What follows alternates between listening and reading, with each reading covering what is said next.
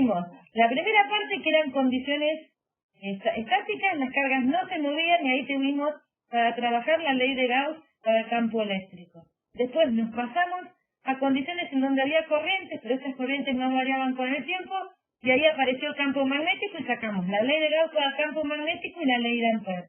Y hace 3 clases que estamos trabajando con condiciones que se conocen como dinámicas, en donde las corrientes cambian con el tiempo y eso genera fuerzas electromotrices, y eso está involucrado en la ley de Faraday. La ley de Faraday corresponde a condiciones dinámicas, condiciones en donde las corrientes pueden variar en el tiempo, los campos pueden variar en el tiempo.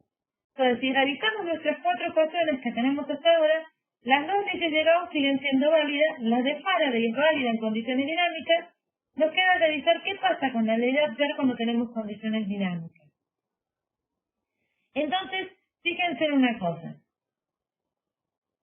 Ahora sí tengo puntero, tengo una placa amarilla donde se ven las cargas positivas conectada. Esto sería la línea gris, corresponde a un cable que se conecta a esta placa, que sería el borne del capacitor.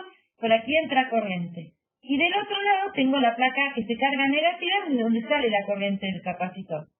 Recuerden que esta idea era que una fuente conectada a los bornes del capacitor retira cargas positivas, dejando más negativa esta placa, y la lleva a la placa positiva, dejándola más positiva. Eso es lo que ocurre cuando tenemos una fuente conectada a un capacitor. Bien, entonces yo quiero aplicar en esas condiciones, mientras yo estoy llevando cargas de una placa a la otra, yo tengo un campo acá. Pero ese campo, ¿se va a mantener constante en el tiempo? Mientras estoy sacando cargas de una placa y llevándola a la otra. O dicho de otra forma, mientras se cargan las placas del capacitor, mientras lo estoy cargando, ¿ese campo va a estar constante en el tiempo? ¿Qué opinan? A ver qué piensan. No, dice. No, porque voy acumulando cargas. Recuerden que el campo dentro del capacitor, si está vacío, ahí vamos a suponer que no hay dieléctrico, pero si lo hubiera, en el razonamiento es el mismo, es sigma sobre epsilon 0. Sabiendo que yo tengo más cargas en las placas, y esto está un poquito más negativo y esto un poquito más positivo, ahí tendré un sigma mayor, con lo cual voy variando a medida que cargo el capacitor el campo que tengo en su interior. El campo no es constante. Entonces tengo un campo variable en el tiempo. Vamos a aplicar la ley de Ampère a esta situación para ver qué pasa. Entonces yo agarro y digo, bueno, la voy a aplicar acá afuera, alrededor del cablecito, y digo, bueno, tomemos esta curva, que es la circunferencia negra, centrada en el cable. La región esta gris, un poquitito más oscura, es el área que está encerrada por la curva. Ajá. Digo, bueno, esa superficie está encerrada por la curva negra, perfecto. Pero no es la única superficie que puedo elegir. Puedo elegir otra que se parezca a esto, que parece como media cáscara de huevo, ¿no? Sí, tal cual. Que también es una superficie así como si fuera un gorrito, media cáscara de huevo, que termina delimitada por la curva negra. Pero esta superficie, que es como una cáscara de huevo, meto adentro una de las placas del capacitor. Yo siempre elegí una circunferencia centrada en el alambre para calcular el campo magnético del alambre, ¿no? Entonces siempre puse Ampère, usé esa circunferencia, y cuando quise considerar la corriente enlazada, pensaba en la corriente que atravesaba el área que encerraba la curva. De los dos lados de la integral tenemos una integral que es la circulación de la ley de Ampère, ¿no? Que va a través de la curva negra que acabamos de elegir, la típica que elegimos siempre, y esa circulación, nosotros, del otro lado va la corriente enlazada por la curva, entonces yo tengo que ver toda la corriente que atraviesa el área que limita la curva. Claro. El tema es que yo puedo elegir la más obvia de todas, el círculo que está encerrado por la circunferencia negra, o puedo elegir la cáscara de huevo. Y la cáscara de huevo también está limitado por la curva. ¿Saben? Si no, esa a mí me gusta. Bueno, pero es posible. Nadie me prohíbe elegirla. Entonces, cuando quiero aplicar Ampère, yo tendría que darme lo mismo, aplicarla sobre la superficie que encierra la curva, la plana, como en la cáscara de huevo, esa que parece una cáscara de huevo. Entonces voy a la superficie S1, que le vamos a llamar S1 a esta. Recuerden que con la ley de Ampère nosotros podíamos calcular el campo magnético, ¿sí? Entonces lo que estamos tratando de calcular en este caso no deja de ser el campo magnético de la corriente esta que está circulando por este circuito, en realidad vemos solo un pedazo del circuito, es el cable por donde pasa que atraviesa el capacitor o que conecta al capacitor, mejor dicho, y estamos en la condición de carga del capacitor, ¿sí?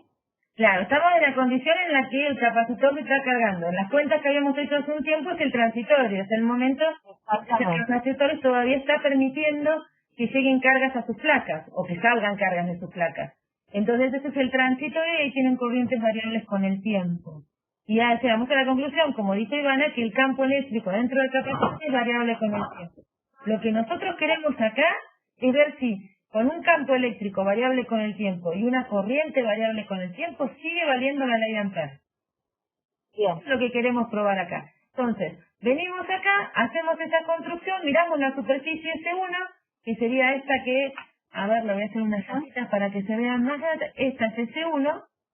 O sea, S1 sería un círculo donde el límite de ese círculo es la trayectoria amperiana que marcó Marisa ahí con este diferencial L en Eso sería lo tradicional, lo que hicimos toda la vida, ¿no? Claro. Entonces decimos, bueno, la integral de circulación es mu cero por la corriente que pasa a través de esa superficie, que es la que va por el cable. Ahí todo bien. Sí. Bueno, pasamos a la otra superficie. La integral de circulación a través de esa curva negra me da cero. Ay, ¿por qué? No hay corriente atravesando a la cáscara de huevo. ¿Todos ven que no hay corriente atravesando la cáscara de huevo? Digo cáscara de huevo porque se parece bastante. Sí, tal cual. El limón. Sí, pero me parece más de huevo. Sí, porque el limón tiene relleno, la cáscara de huevo queda la cascarita. Y el borde. Claro. Sí, la I va por el cable, claro, exactamente. La I va por el cable. ¿La atraviesa? ¿Corta a la claro, S2? No, o sea, te entendieron en que la corriente es cero porque la corriente la corriente enlazada va por la otra. Bien, el cable entonces ahí estamos. No la atraviesa. Entonces esa integral no la cero. Pero ¿cómo? De un lado tengo la integral de circulación sobre una misma curva y del otro lado me da distinto, depende de cómo yo elija la superficie que limita esa curva. Y eso está diciendo, no, esto no puede ocurrir. Debería darme lo mismo. No puede depender de cómo a mí se me ocurre tomar la superficie. Exactamente. El campo magnético en esa región debería ser alguno, independientemente de la superficie que elijo para calcularlo. ¿Se entiende eso? Esta es la forma Ahí más es donde está fallando Ampère, digamos. Claro, esta es la forma más intuitiva. Después se puede hacer con otras ecuaciones, les comento, o sea, no lo voy a hacer para ustedes, pero se puede hacer matemáticamente se puede hacer una demostración más elegante, digamos. Más formal. Claro, que viola la condición de conservación de la carga. Pero acá, con esto nos alcanza. Entonces decíamos, bueno, nos está fallando Ampère. Esta inconsistencia fue la que llevó a Maxwell a plantear que, así como un campo magnético variable en el tiempo generaba un campo eléctrico, y acá paramos y recordamos, la ley de Faraday habíamos dicho que la Fen inducida era menos la variación del flujo magnético. Bien, y obviamente la variación del flujo magnético la podíamos obtener como una variación del campo magnético. Es decir, si variábamos el campo magnético en el tiempo, variábamos su flujo también, y al variar el flujo podíamos generar una FEM. Pero la FEM, yo en algún momento les hice una acotación y les dije, bueno, después lo vamos a ver mejor, la FEM es la integral de circulación del campo eléctrico a través del circuito, que nos daba cero antes, cuando no estábamos generando esas FEM inducidas, pero ahora que tenemos FEM inducidas ya no da más cero. Entonces, él vio eso, vio la ley de Faraday y dijo, bueno, así como yo varío el campo magnético, genero una FEM, y generar una FEM equivale a generar un campo eléctrico en el circuito, yo podría tener un campo eléctrico variable en el tiempo y generar un campo magnético. Entonces, con esa lógica, él miró que dentro del capacitor está eso que dijimos, el campo está variable en el tiempo, así que este campo variable en el tiempo tendría que ser capaz de generar un campo magnético ese campo variable en el tiempo tendría que estar relacionado con alguna especie de corriente que me permita trabajar con la idea de corriente enlazada. O sea, tengo que definir algo que se parezca a una corriente. Y la tengo que definir en función del campo eléctrico, por esta idea de que el campo eléctrico está variable en el tiempo, entonces eso me genera un campo magnético. Entonces, bueno, si una corriente genera un campo magnético, tendré que hacer alguna definición donde me invente una corriente que tenga que ver con la variación temporal del campo eléctrico. Y el método Maxwell se llama corriente de desplazamiento. Esa corriente de desplazamiento es la integral de epsilon por la derivada temporal del campo eléctrico escalar el diferencial de área. Es decir, de J de desplazamiento por el diferencial de área.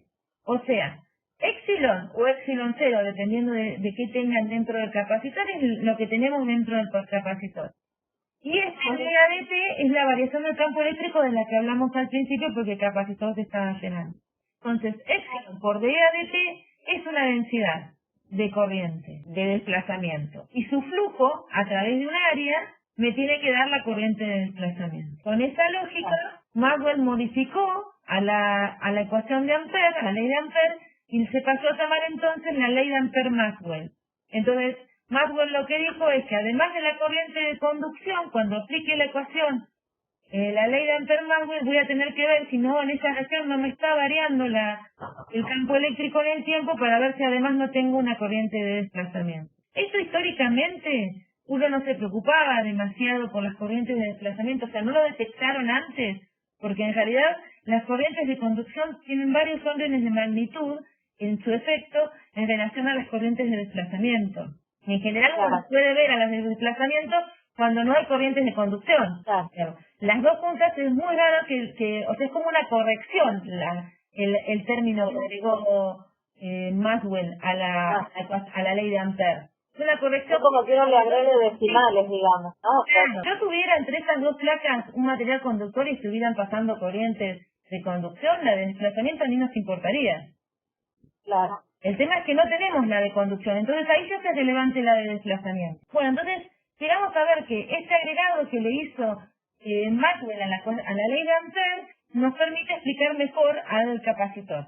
Entonces vamos de vuelta y decimos, bueno, volvemos ahí está, a la integral de circulación de B en la curva negra, en la superficie S1, que era la superficie plana, eso nos da mu 0 por I, y en la otra, la corriente que la está atravesando es mu 0 por I de desplazamiento, que sería esa integral de J de desplazamiento, que es epsilon por la derivada de respecto de T, del flujo de la variación temporal del campo eléctrico. Entonces, vamos a calcular la corriente de desplazamiento para ver si las dos expresiones, la que van a S1 y S2, nos dan lo mismo, o qué condición tiene que cumplir para que nos den lo mismo. Entonces, uso la definición de corriente de desplazamiento, me acuerdo cómo varía el campo dentro de un capacitor. ¿Se acuerdan que dentro de un capacitor vale sigma sobre el epsilon que corresponda, ¿no? Si es el vacío va a epsilon 0 y si hay un dieléctrico, el epsilon del dieléctrico.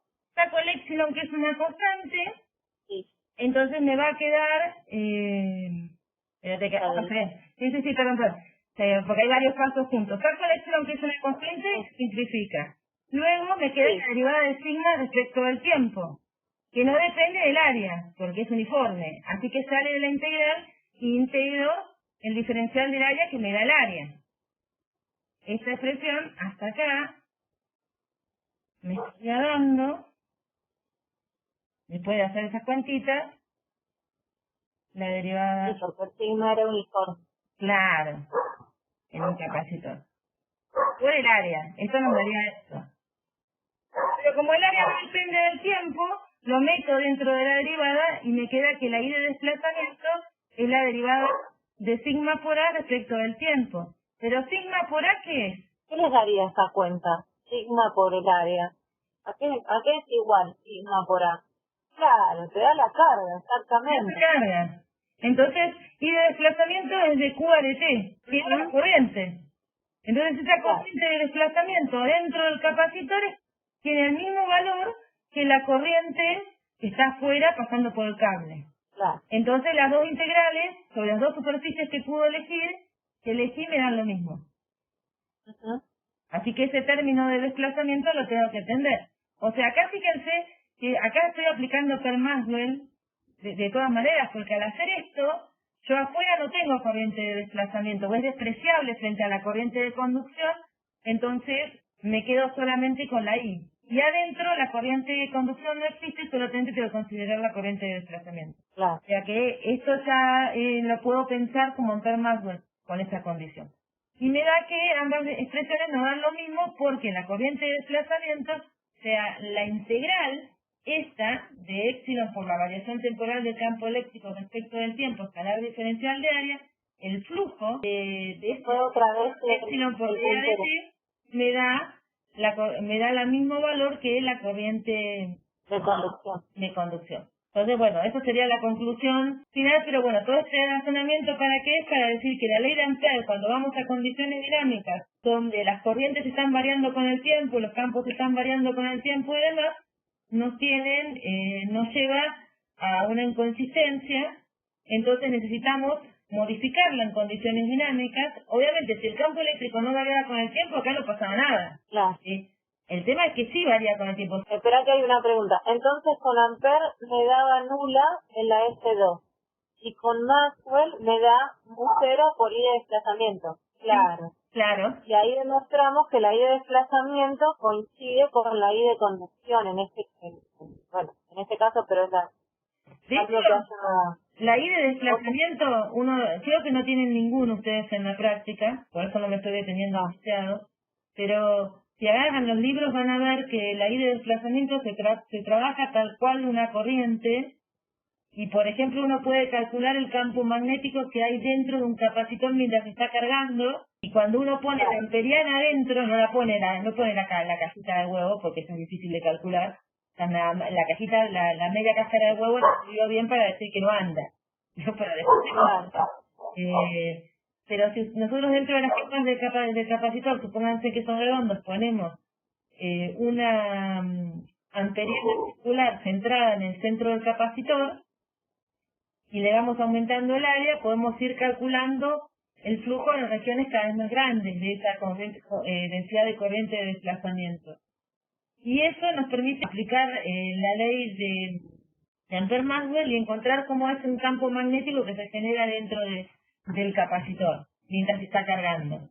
Es interesante, generalmente hay ejercicios, pero ustedes no tienen mucho porque la idea es pasarnos enseguida a onda. Por eso no se detiene tanto a trabajar con esta ecuación. Porque en realidad las ecuaciones esta ecuación, la de Ampère-Maxwell, la usa con esos capacitores y después sigue viaje. Se mete en onda. Porque en realidad lo que uno termina diciendo con esta ley de Ampère modificada es que aparece otra fuente de campos magnéticos, ¿no? Que hasta ahora solo teníamos, que era la corriente de conducción, la única fuente que conoce, fuente en el sentido de qué es lo que genera un campo magnético, ¿no? Que no sean los imanes propios, que ya sabemos que tienen los materiales magnéticos, la siguiente forma de generar campos magnéticos eran corrientes. Bueno, corrientes de conducción. Que también los pueden generar los campos eléctricos, variables en el las variaciones temporales de campo eléctrico también generan campo magnético. Y como las variaciones temporales de los campos magnéticos generaban campos eléctricos. Generaban esta FEM inducida, que básicamente es un campo eléctrico dentro de los conductores, ¿no? Tal cual. Y eso, es lo que llevó a estas 4 ecuaciones que ahí Marisa presenta, y ahora seguimos a qué nos lleva después todo esto. Claro, porque estas 4 ecuaciones dieron como la unificación de 2 teorías que parecían hasta ese momento separadas, que eran la electricidad y el magnetismo. La mayor dificultad que tenían para unificar eran justamente, en principio, que no tenían una equivalencia a la ley de Faraday. En el caso, no teníamos ese término que agregó Maxwell, no lo habían descubierto, un poco también por esto de que la corriente de desplazamiento, si está la de conducción, es menos notable su efecto, y no había monopolos magnéticos, entonces se veían como cosas distintas. Al no tener monopolos, uno sí, no podíamos tener cargas positivas y negativas, pero no podíamos tener nortes y sures separados, y encima, podíamos generar uno variando el campo magnético, podíamos generar un eléctrico, pero no al revés, y bueno, entonces se veía separado. O sea que Maxwell comprobó que no estaban tan separadas las teorías, que se podían unificar, y cuando las unificó en las 4 ecuaciones, estas que estamos revisando hoy, pasamos a llamar a esta teoría electromagnetismo. Y a partir de ahí vamos a tener un montón de consecuencias que van mucho más allá de lo que vamos a ver acotado en esta materia. Entonces, empecé diciendo que, si quieren poner ahorita, a ver si me deja. Sí, porque avanza con... Empecé diciendo que en condiciones dinámicas seguía valiendo las leyes de Gauss para el campo eléctrico. Ahora sí, se veía muy raro, ahora sí se ve. Seguía valiendo la del campo magnético, y ahora la de Faraday la obtuvimos en condiciones dinámicas y ahora aplicamos Ampère-Maxwell. Fíjense que la ley de Gauss para el campo eléctrico ya sabemos que relaciona las cargas eléctricas como fuentes del campo eléctrico. Y ahora la de Ampère-Maxwell y ahora la de Faraday relaciona las variaciones del campo magnético como fuentes del campo eléctrico. Después, la de Gauss dice que no hay monopolos para el campo magnético, pero Ampère-Maxwell dice que además de los imanes, yo puedo tener como fuente del campo magnético las corrientes y las derivadas temporales del campo eléctrico. Es decir, que ahora al campo magnético, como dijo Claudia recién, tenemos 3 posibles fuentes. Nosotros vamos a trabajar con estas ecuaciones solo con 2. O sea, no nos vamos a meter a aplicar estas ecuaciones al caso de materiales magnéticos. No. Que agregarían un término más a la ecuación de Ampère-Maxwell. Y definir más campos y demás. Es como que se complejiza un poco. Nos quedamos con materiales no magnéticos, entonces si no hay imanes, las fuentes del campo magnético son las corrientes o las variaciones temporales del campo eléctrico. Ahí está puesto. Y está aclarado que son para medios no magnéticos. Como por ahí agarran un libro, alguno por ahí video viejito, qué sé yo, de esos que les gusta hablar de todo, y les agrega una corriente más acá, que es la que simula la presencia de imanes y se van a marear. Claro, tal cual. Bien, ahora que estamos con las ecuaciones de Maxwell, Maxwell demostró que a partir de esas ecuaciones se puede llegar a ecuaciones de onda para los encampos eléctricos y magnéticos, cuyas soluciones dependen del medio en el que se propagan las ondas y la presencia de fuentes, corrientes o cargas. Fíjense que todas las ecuaciones que teníamos atrás tenían como fuentes las cargas eléctricas, las corrientes o las variaciones temporales de los campos. Entonces uno va a llamar fuentes en general a corriente y sea carga. Y las variaciones temporales del campo, que si bien son fuentes de uno y otro, vamos a asumir que no las llamamos fuentes en general, aunque sepamos que lo son. ¿Está bien? Vamos a llamar a cosas como la carga y la corriente, a eso le vamos a llamar fuentes. Porque viste que después empezamos a decir en ausencia de fuentes, y los chicos ven las derivadas temporales de B y D y dicen, ya hay una fuente. Sí, obviamente, pero cuando hablamos de fuentes vamos a hablar de cargas y corrientes. También nosotros ahí le fuimos dejando un épsilon en las ecuaciones, porque estamos hablando que esas ecuaciones podrían valer también si tengo un dieléctrico. Y si hubiésemos puesto un mu en lugar de un mu cero, estaríamos hablando también de los medios magnéticos. O sea que dependen esas ecuaciones como quedan expresadas del medio en el que las vamos a aplicar. Pero para poder probar esto que decía Maxwell, de que se puede llegar desde las ecuaciones de Maxwell a ecuaciones de onda para el campo eléctrico y magnético, hay que reescribir las ecuaciones de Maxwell. Y yo sé que ustedes vieron los teoremas de Stokes y de Gauss, o de la divergencia, pero siempre lo negaban, ¿te acordás? Sí. Es que no lo vimos. Siempre, ¿te acordás? Siempre decían de esas cosas. Secreto de Estado es esto. Igual no entren en crisis, o sea, yo voy a hacer varias demostraciones hoy, no muy complejas, que yo sé que no les gustan, pero no importa, es para que ustedes entiendan de dónde salen las cosas.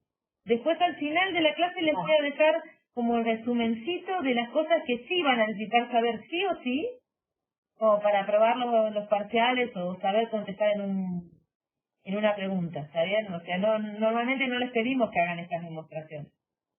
Entonces, para poder llegar a las ecuaciones de onda para el campo eléctrico y magnético, no nos queda otra que reescribir a las ecuaciones de Maxwell que estaban inscritas con integrales, o llaman formas integrales, en forma diferencial. Las necesitamos con formas diferenciales. Entonces, vamos a ver cómo se hace eso.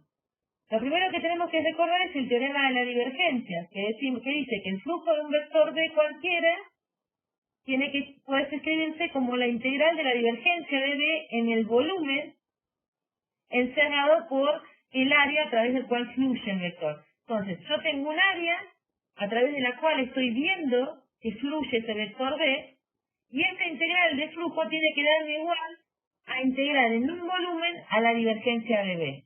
En el volumen contenido por el área a través de la cual fluye B, la integral en el volumen de la divergencia me tiene que dar lo mismo que el flujo.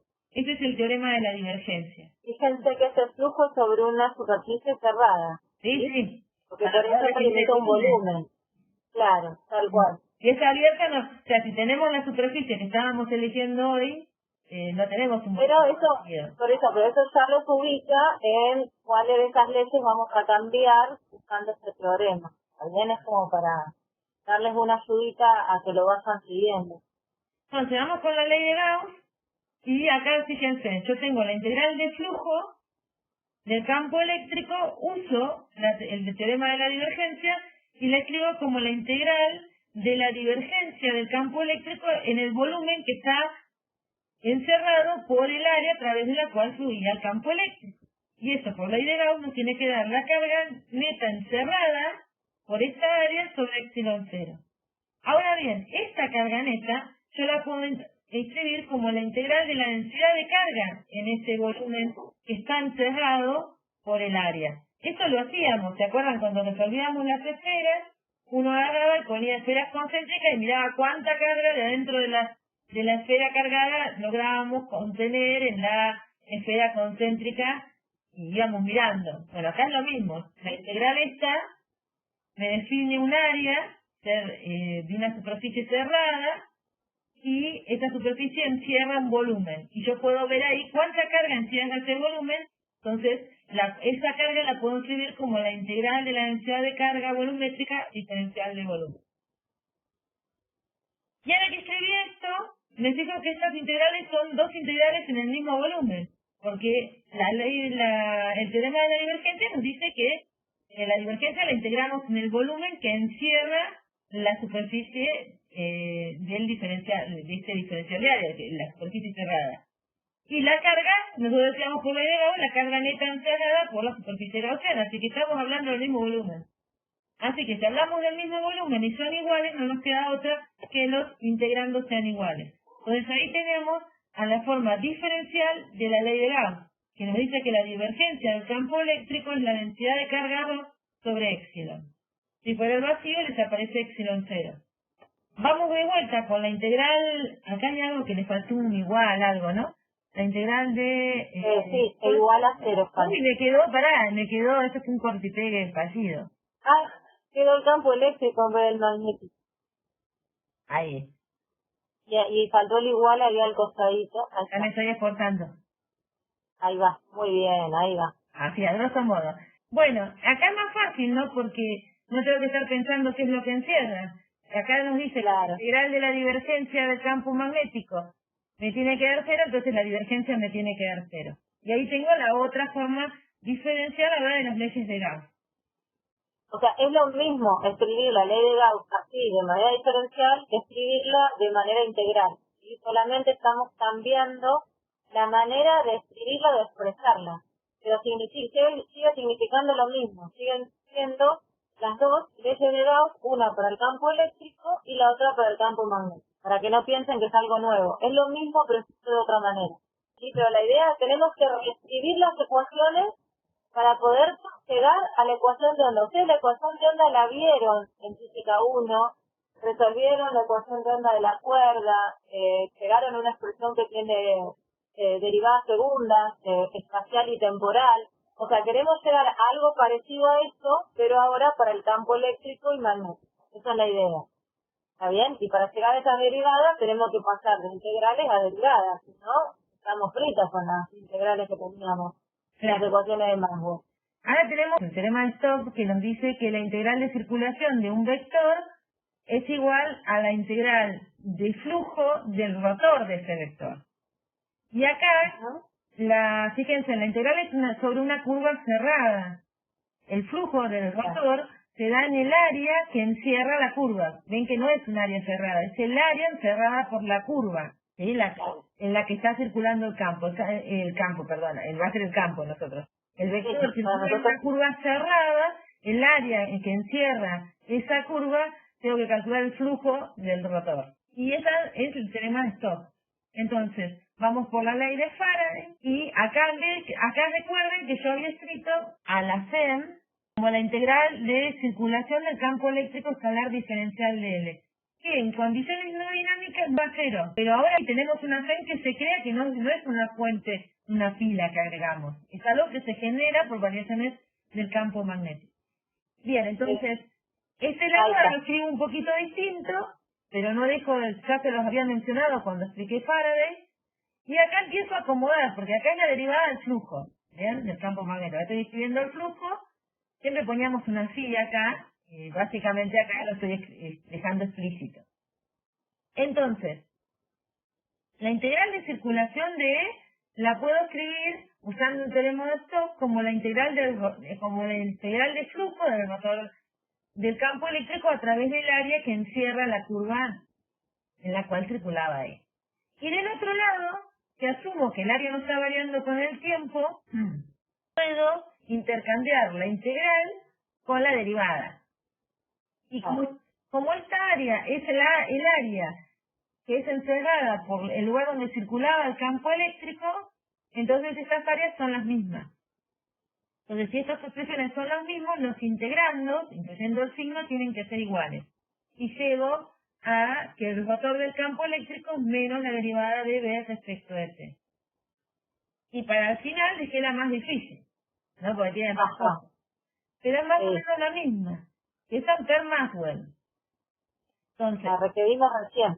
Claro, la que arreglamos. Nosotros conocíamos a esta, hasta la integral de J, hasta ahí, esta parte de acá, y todo esto de acá es I de desplazamiento. Entonces, lo estoy escribiendo como habíamos dicho, ¿te acuerdan que la corriente es la integral de flujo de la densidad de corriente? Bueno, arreglo la parte de la integral de circulación de B usando el teorema de Stokes. Y este lado lo empiezo a acomodar. Entonces, meto el mu cero y junto las integrales del diferencial de área. Bien, no hice nada muy justo. Estoy integrando en la misma área. O sea que lo que hice fue acomodar todo esto en una misma integral. Pero recuerdo que estas áreas son las que son encerradas por el diferencial de L. Acá estamos suponiendo que pueden existir un término, pero este es el área que delimita esta curva. Así que las dos áreas son las mismas. En consecuencia, los integrandos tienen que ser iguales. Y nos queda escrita Ampère-Maxwell en forma diferencial. O sea, esto es más análisis 2 que física. Es reescribir las ecuaciones nada más. Bueno, entonces vamos a empezar a trabajar con esas ecuaciones escritas en forma diferencial en distintos medios. Entonces, vacío para nosotros va a ser un medio que no sea ni dieléctrico, ni conductor, ni magnético. O sea, que no tiene propiedades dieléctricas, que no tiene propiedades conductoras, ni es magnético. Por ejemplo, el aire, que como dieléctrico el épsilon no difiere mucho de epsilon cero, que conductor no es, a menos que esté con un campo tremendo, se produzca la ruptura dieléctrica, y magnético tampoco. Entonces, claro, al menos cerca de una tormenta eléctrica que se forma el rayo, pero si no, no. Que necesitaríamos altas diferencias de potencial. Exactamente. Entonces, ahí vamos a suponer que un medio que lo podamos caracterizar por epsilon cero y mu cero no es ni magnético, ni conductor, ni dieléctrico. Y eso va a ser para nosotros el equivalente al vacío. También. El vacío obviamente no tiene ninguna de esas propiedades, pero si tenemos un medio como el aire, podremos hablar también como de vacío porque lo caracterizamos por epsilon cero mu cero. Y ausencia de fuentes es lo que les dije hoy, o fuentes muy alejadas, porque alguien tiene que generar los campos. Entonces, las fuentes pueden ser que están muy alejadas de la región en la que yo estoy trabajando, entonces yo digo, en la región que yo trabajo no hay fuentes. ¿Bien? Significa cargas y corrientes igual a cero, y es lo que les comentaba hoy. que si bien las derivadas temporales del campo eléctrico y el campo magnético producen cruzado, no sé, la derivada temporal del campo eléctrico produce campos magnéticos, la derivada temporal del campo magnético produce campos eléctricos, esos no los consideramos fuentes, ¿bien? O sea, no los llamamos fuentes a las cargas y a las corrientes. Es decir, que no hay fuentes, equivale a decir que no hay ni cargas ni corrientes en la región donde vamos a trabajar. Si hacemos eso, la divergencia de D siempre fue cero, pero si no hay cargas, la divergencia de E también va a ser cero porque ρ es cero, no hay cargas. El rotor del campo eléctrico no cambia, porque sigue siendo la ley de Faraday en forma diferencial, pero el rotor del campo magnético pierde el término que tenía la densidad de corriente. ¿Se acuerdan que era mu0J más epsilon 0 dividida de T? Como decimos que no hay corrientes, no hay J. Así que nos queda solamente la variación de AT. Y fíjense, ¿no se ven pareciditas las ecuaciones? O sea, lo que pasa con el campo eléctrico no se ve parecido a lo que pasa con el campo magnético ahí. ¿Se notan muy parecidas o no? Escritas así estas 4 ecuaciones. Difieren algunos términos, pero sí se parecen. Bueno, ¿qué difiere? La constante que está multiplicando ahí a la del rotor del magnético, ¿no? Con este mu0 epsilon 0, en la del rotor del eléctrico parece un menos. Pero después, en el resto son el rotor de uno, la derivada temporal tiene que ver con la derivada temporal del otro, ¿no? Y las divergencias de ambos Son dan cero, ¿no? O sea que en ese sentido son bastante simetría. Que arreglar ahí, claro, son muy simétricas, ¿sí? Entonces, no voy a hacer todas las cuentas, solamente les hago así como un comentario para que vean que no es terrible. Si ustedes aplican el rotor de los dos lados de esa ecuación, acá nos quedaría el rotor del rotor de E. Y tengo, por ejemplo, el rotor del rotor de un vector nos da el gradiente de la divergencia menos el laplaciano, que es las derivadas segundas sumadas del vector. Y del otro lado nos va a quedar el rotor de menos la derivada de B respecto de T, que lo podemos intercambiar y nos quedaría menos la derivada de B respecto de T del rotor de B. Si miran el primer término van a ver que aparece la divergencia del vector al que estamos aplicando el rotor, que sabemos que es cero. Y el rotor de B que les aparecería de este lado lo podemos utilizar usando Ampère-Maxwell. ¿Qué hacen todo esto? Es decir, lo que les dice acá, aplican el rotor, usan esto, reemplazan las leyes de Gauss para ambos campos, llegamos a la ecuación de onda para el campo eléctrico y si lo hacen, en la otra expresión llegan a la del campo magnético, llegan a estas expresiones. Medio se lo describí, porque yo le dije, si acá piensan que en vez de B está E, este se les va y le aparece un habla segundo del campo eléctrico, este signo menos viene de acá, ¿bien? O sea, al menos con el menos se le va, y esta parte de acá les aparece de que les quede el rotor del campo magnético. Desaparece, perdón, este signo menos, ¿hay algún Sí, término? porque en los dos tenés que pasar por eso. Siempre te aparece. Claro. Claro, sí, el signo menos es el que tengo, que con el menos que está acá se va, y me aparece este término que queda derivado una vez más respecto del tiempo. Es una cuantita para sentarse a hacerla, no es difícil. No. Pero es como que se ven muchas ecuaciones. Y lo mismo es para el campo magnético. O sea, pueden hacer lo mismo pero partiendo de acá y llegan a una idéntica para el campo magnético. Y esas ecuaciones, fíjense que tienen derivadas espaciales porque el laplaciano son las derivadas respecto, si fueran coordenadas cartesianas, respecto de x y z, y acá relacionadas con derivadas temporales del mismo vector. Y estas son ecuación de onda. Ustedes deben haber, lo que pasa es que se las deben haber dado muy por arriba la ecuación de onda en física 1.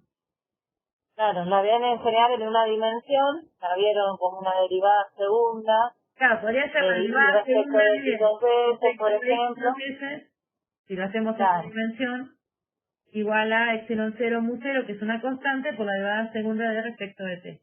Esto se vería en... ¿La podían ver? Capaz que el análisis 2 no lo vieron. No, la ecuación de onda, o sea, de ecuaciones diferenciales de ese tipo para análisis no se llega a ver tanto, porque es tan larga la materia que casi, es más, ellos no sé si llegan a ver ecuaciones diferenciales en análisis 2, porque igual el análisis 2 que yo te hablo es el de ciencia. Ellos que tienen el CIBES no sé bien hasta dónde llega análisis 2. Pero, claro, no sé, porque eso ya sería ecuaciones diferenciales, lo mencionan, dicen nomás, claro. Ecuaciones diferenciales empezás con todos los métodos de solución y para llegar a la de derivadas segundas, de ecuación de onda, te tiene que haber dado el tiempo para que ellos lo puedan resolver. En ecuaciones de onda vimos una que tenía la amplitud, el perímetro, bueno, eso es a lo que vamos a llegar. No vamos a llegar a eso, la solución de estas ecuaciones es plantear una expresión que tiene todas esas características que vos decís. Tiene amplitud, periodo, diferencia de fase, ¿sí? O la constante de fase, como vos decís, es lo mismo. No, está muy bien. O sea, la idea es, nosotros acá lo que estamos, ecuaciones diferenciales de segundo orden, porque ahí aparecen derivadas segundas, y donde aparecen combinadas derivadas espaciales con derivadas temporales. Eso es lo que te define como solución, eso es lo que define más que nada lo que es una ecuación de onda, o lo que vimos como ecuación de onda. Las soluciones de estas ecuaciones son expresiones que tienen senos y cosenos, y ahí aparece que esto se comporta como una onda. Y ahí aparecen todas las características que vos decís. ¿Sí? Sí, ahora vamos a llegar a eso. Vamos en camino. Bien. Ahora sí. Entonces, las soluciones de estas ecuaciones son ondas planas. No se preocupen por lo que dicen, ahora nos vamos a caracterizar completamente y vamos a ver qué es una onda plana.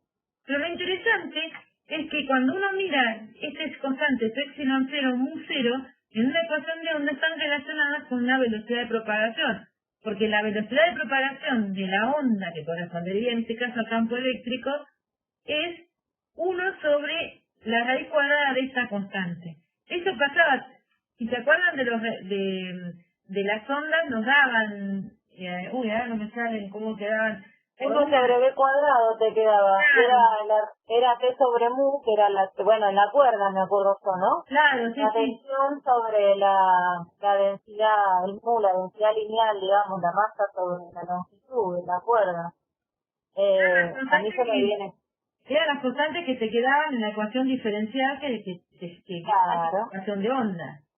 Exactamente. Bueno, entonces, si uno mira una ecuación de onda y mira lo que acompaña, por ejemplo, la variación temporal, lo que si queda escrita así, todas las constantes que están en la variación temporal, multiplicando la derivada segunda de ese vector respecto del tiempo 2 veces, eso es lo que sería la raíz cuadrada, la inversa de la raíz cuadrada de esas constantes nos da la velocidad de propagación. Entonces eso sería como decir 1 sobre la velocidad al cuadrado. Claro, la ecuación de onda parecía, cuando ustedes la vieron en física, 1 en general era de la derivada segunda de y respecto de x 2 veces igual a 1 sobre b cuadrado, la derivada segunda de y respecto del tiempo 2 veces. Ese 1 sobre b cuadrado, depende de qué onda hablaban, tenía alguna expresión particular. Acá, el 1 sobre b cuadrado es justamente ese término que cancela mu 0, y de ahí es que se despeja la velocidad de propagación de las ondas electromagnéticas.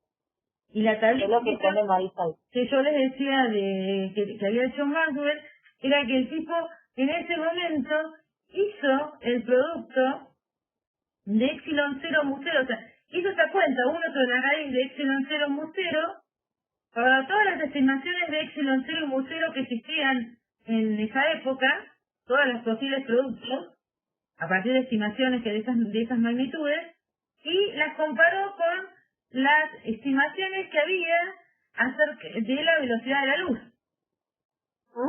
Y vio que dentro del error daban lo mismo. Tal cual.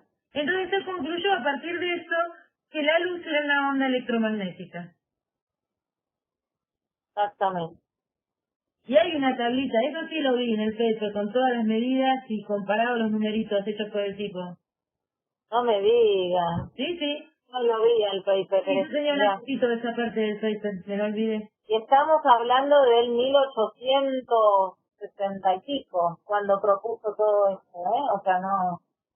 Digo, para que ellos se ubiquen en Maxwell cuando propone todas estas soluciones, estamos hablando de casi el 1900, pero ahí nomás, 1800 y pico, ¿sí? Así que grosso Maxwell. Pero como dicen siempre ellos, el nombre de los gigantes, porque está en los hombros de Faraday, de Ampère. Claro, tal cual, necesitó todos esos descubrimientos y esos avances para poder plantear esta teoría. Seguramente Sí, había muchas mujeres que no sabemos. Encima, tal cual, sí, sí, seguramente. Porque en algunos casos firmaban como hombres para poder publicar. Sí, sí, o tenían el auxilio de todas estas cuentas que eran matemáticas, por ahí las hacían. Eran mujeres. Ellos tenían la idea, pero ellas hacían las cuentas. Sí, sí. Pero bueno, algún día descubriremos la verdad. Bien. Tal cual. Arriba las mujeres. Obvio. Oye Andrés, creo que está solo hoy, no está Franco. Me dejaron solo. Bueno, entonces tenemos las ecuaciones de onda escritas allá arriba para no olvidarlas y vamos a ver cómo son las soluciones de esas ecuaciones. Son de la forma sinusoidal, son armónicas. ¿Se acuerdan cuando van como seno de algo, coseno de algo se llaman armónicas? Y en general tienen la parte vectorial, uno se la suele poner a la amplitud. Entonces, por ejemplo, si uno escribe el campo eléctrico, lo escribe como E0, que es la amplitud vectorial, o sea que se nos va a tener también la dirección, por el seno de K escalar R menos omega T más I. Acá está la fase de la que estaban hablando recién, acá está la frecuencia, ya vamos a identificar todos, y este K es el vector de onda que dice para dónde se está propagando la onda. Y hace un producto escalar con las coordenadas. SR tiene coordenadas X y Z. Entonces, por ejemplo, si se propaga en Z, K tiene componente Z y del vector R me queda solo la X. La Z. La Z. Sí. Bueno, vamos, Marisa, todavía. Bien. Vamos a ver cómo se comportan estas ondas, recordando un poco lo que ya vieron, porque son ondas. Ondas son ondas. Claro. Bueno, hay que recordarlo. Y estas tal cual. No son las ganas que las vamos a ver, esta porque también hay otro tipo de ondas. Hay ondas donde la amplitud depende de las coordenadas. Estas son de las más fáciles porque la amplitud no va a depender de las coordenadas. Bien. Claro. Entonces, y acá por ahí le genera como alguna incertidumbre este producto escalar que queda dentro del seno, ¿no? Acá no se preocupen porque eso tiene que ver con que la propagación de la onda puede no ser en una dirección, en una única dirección como ustedes la tenían en la cuerda, que le daban la dirección, por ejemplo, no sé, se propagaba en X o se propagaba, no, depende en qué ponían la propagación, ¿sí? SR indica justamente que en las coordenadas que elegimos, acuérdense que nosotros fuimos cambiando los sistemas de coordenadas, entonces tendrá que ver con que no necesariamente sigue los ejes cartesianos, capaz, ¿sí? Entonces, en ese sentido, como hablarlo de lo más general posible, una dirección de propagación que puede ser en los tres ejes, en las tres direcciones, en cualquier dirección posible, ¿está bien? Pero como les decía Marisa, nosotros vamos a trabajar con una sola dirección de propagación y ya vamos a ver cómo queda expresado ese producto escalar cuando trabajemos. Claro, y en general vamos a decir, bueno, la dirección de propagación está en tal dirección y a partir de ahí entramos a hacer el dibujito. Tal Pero cual. bueno, no se preocupen porque ahora nos vamos a ir como acomodando. La solución eso es lo más general. Claro, de lo general a lo particular estamos yendo. Entonces, fíjense, mirando, bueno, todo lo que digamos para el campo eléctrico es completamente aplicable al campo magnético. Tal cual. No tengo que repetir todo dos veces. Entonces, fíjense que miremos a la onda que representa el campo eléctrico. Y fijamos el tiempo. Entonces, T es igual a una constante, por ejemplo, 10 segundos, entonces, o 0, y eso nos da los números. Entonces, las variaciones del campo para un tiempo dado van a depender de las coordenadas. Entonces vamos a ver en el espacio, si sacáramos una foto en este momento, cómo sería la onda, sería de esta forma. Bien, y en ese caso vemos a la onda tipo seno, que se propaga, esta es la dirección de propagación, y podemos identificar la longitud de onda como la distancia, por ejemplo, entre dos máximos o dos mínimos. A esto se le suele llamar, ¿se acuerdan? Cresta o valle. A veces le decían, viene cresta, viene valle, bueno, a veces pueden escuchar eso. Entonces, no les conviene agarrar con los valores cero porque tenían que agarrar 3. Claro. Sí, o sea, para agarrar porque tiene que completa, porque tienen que volver claro. a un punto donde exactamente sea idéntico al punto, y este punto no es idéntico a este, sino el siguiente. Entonces lo que le conviene es crear crestas o valles, digamos, para identificar la longitud de onda. Y la amplitud es cuánto se desplazan del cero, digamos, del medio de la oscilación. Entonces, longitud de onda es la distancia entre puntos con igual fase. Vector de onda, K, que es ese que aparece, tiene un módulo que vale 2 pisos de lambda y su dirección es la de propagación. Esto es importante. K, el vector de onda, tiene un módulo que está relacionado con la longitud de onda.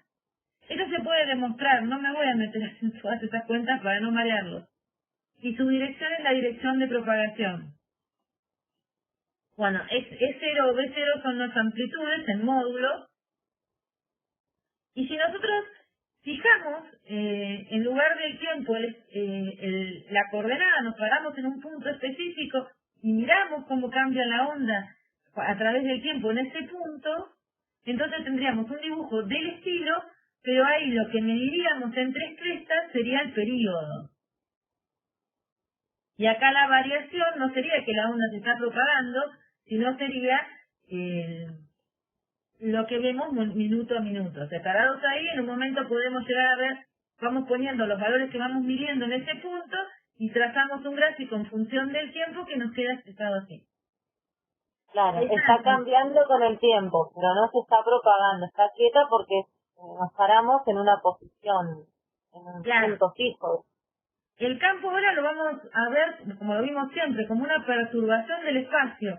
Entonces, si yo estuviera ahí con un elemento que me permite medir el campo, me paro en un punto y voy midiendo el campo y voy diciendo, bueno, el tiempo 1, tiempo 2, tiempo 3, tiempo 4, tiempo 5, tiempo 1 millón, y tendría un gráfico de este tipo, donde la separación entre dos crestas o dos valles me da el periodo, o sea, el tiempo que le lleva a la onda a repetirse, vuelvo a medir la amplitud, y si en cambio, en lugar de eso, saco una foto de todo el espacio, puedo ver cómo varía espacialmente la onda, porque saqué una foto y la tomé en un dado tiempo.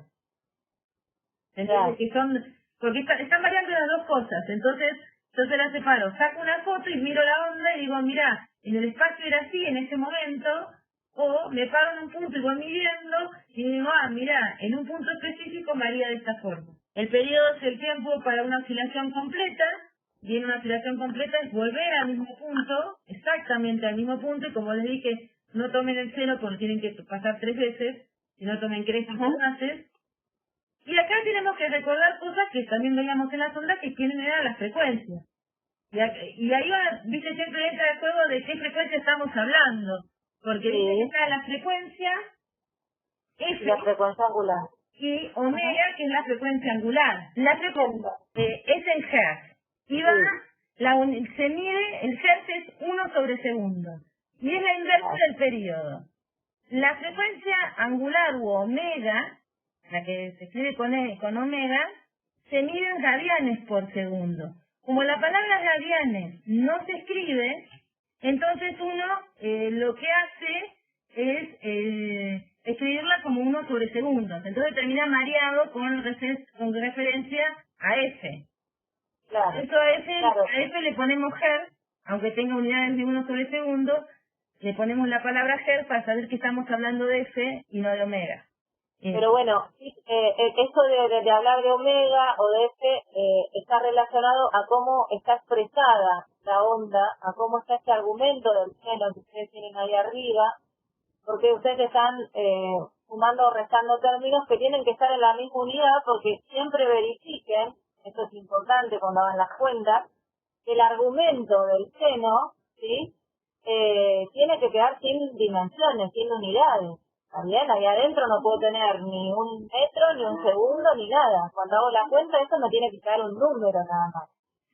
Entonces, este producto del K por R les termina dando, unidades de radianes, si quieren, que saben que son como que no tienen unidades, es unidad angular, pero que no nos mide algo, pero no tiene una unidad específica, ¿sí? Se deja como en radianes. Entonces, el término ese del tiempo también nos tiene que quedar en radianes. Y ahí viene el tema de que sí o sí la tienen que expresar la frecuencia en omega, ¿sí? Tengan mucho cuidado con eso, ¿está bien? Porque a veces de eso se olvidan y cuando tienen que calcular, las unidades después no les quedan, ¿también? Tenemos una pregunta que se me salteó, espera, ¿la leo ahora o no, Mari? Sí, dale. Sí, dice, no entendí algo, ¿la longitud de onda es lo mismo que el período? No. Ah, no, porque como los gráficos están marcados así, por ahí se confunden. Primero que nada, son dos dimensiones completamente diferentes. La longitud de onda es una longitud, va a tener una longitud, y el periodo va a tener una unidad de tiempo, ¿sí? O sea, ya desde por sí, en cuanto a unidades de medida, son cosas diferentes. La manera de encontrar cuánto es el periodo, cuánto es la longitud, es similar, ¿sí? Pero la longitud de onda tiene que ver justamente con la distancia, fíjate que allá te dice, es la distancia entre puntos de igual fase, ¿sí? Es que vos midas, si querés lo más práctico posible, imagínate que vas con la regla a medir la distancia que hay entre dos crestas seguidas. Sí, pero ¿qué estás hablando del periodo? En la longitud de onda. Bueno, entre dos crestas seguidas cuando sacaste una foto. Cuando tenés un tiempo fijo, en un determinado instante de tiempo, ¿sí? Vos vas con la regla a medir esa foto de la onda para un tiempo determinado, ¿está bien? Ahora, en el caso del periodo, vos te paraste en un punto fijo del espacio, ¿sí? Y la onda tiene una determinada forma ahora que depende del tiempo. A medida que pasa el tiempo, esta representación de la onda cambia. Otra vez, ahora te tenés justamente ahora no es medir la distancia, sino es el tiempo que tarda la onda en repetirse, así mismo, exactamente igual, o sea, dos crestas, el tiempo que tenés entre dos crestas sucesivas. Ese es el periodo. ¿Sí? Ahí lo que tenés que pensar es que te parás en un punto y estás midiendo en ese punto, fijo en el espacio, cómo cambia la onda cuando pasa a través de ese punto, y cuando vuelve a repetir los mismos valores, ahí me dice el periodo. Claro, en un lado estás con el cronómetro, si querés, con el reloj, y en el otro estás con la regla, ¿sí? Pero estás en dos condiciones diferentes. En el caso de medir la longitud de onda, fijaste el tiempo, estás en un instante de tiempo particular, y en el caso de medirle el periodo, estás en una posición particular del espacio, estás parado en un determinado punto. Ahí se entendió. Genial, buenísimo. Es difícil de entender eso, porque como hay dos dependencias que encima tienen la misma forma, eso confunde bastante hasta que uno lo engancha. La onda es viajera, se está moviendo, o sea que ese dibujo que yo veo en un dado tiempo, unos segundos después está corrido. Claro. Entonces, como que no son ondas estacionarias, que eran las que uno veía que no se movían en el tiempo. Son ondas viajeras. Claro. Ahí está la relación entre omega y el periodo. O sea, fíjense acá que yo tengo, por ejemplo, que la velocidad de propagación de una onda, que ya sabemos que vale c, y que la tenemos acá, la recordamos como 1 sobre la raíz de epsilon 0 mu 0, yo sé que para una onda es la longitud de onda por la frecuencia. Me quedó algo... no, está bien.